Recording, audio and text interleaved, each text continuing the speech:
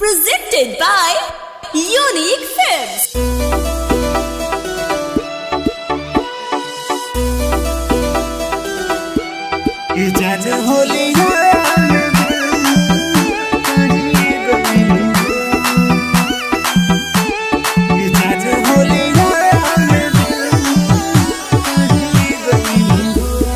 जान होलिया में दिल काढ़ी गइलू हो, काढ़ी गइलू हो। हे जान होलिया में दिल काढ़ी गइलू हो, काढ़ी गइलू हो।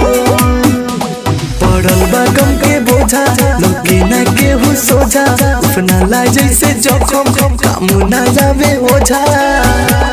हाँ सारा जिंदगी उजारी कहा पैलू हो।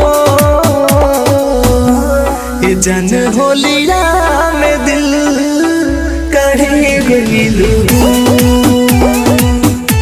ये जान होलिया में दिल काढ़ी गइलू हो।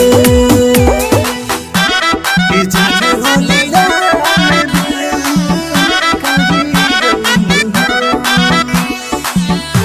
हो। ये जान होलिया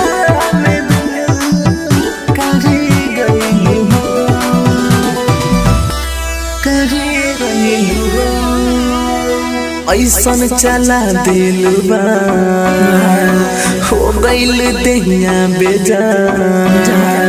होली के रंगवा फीका लागे छुपा दिलू पहचान। मरलू तू ऐसे ठोकर बना के हमके अपना होके ना पाही पूरा देखोलू जमन सपना। खुशी वाला अखिया में लोरू दिहलू हो। ये जान होलिया में दिल काढ़ी गइलू हो। ये जान होलिया में दिल काढ़ी गइलू हो। ये जान होलिया में दिल काढ़ी गइलू हो। ये जान होलिया में दिल काढ़ी गइलू हो।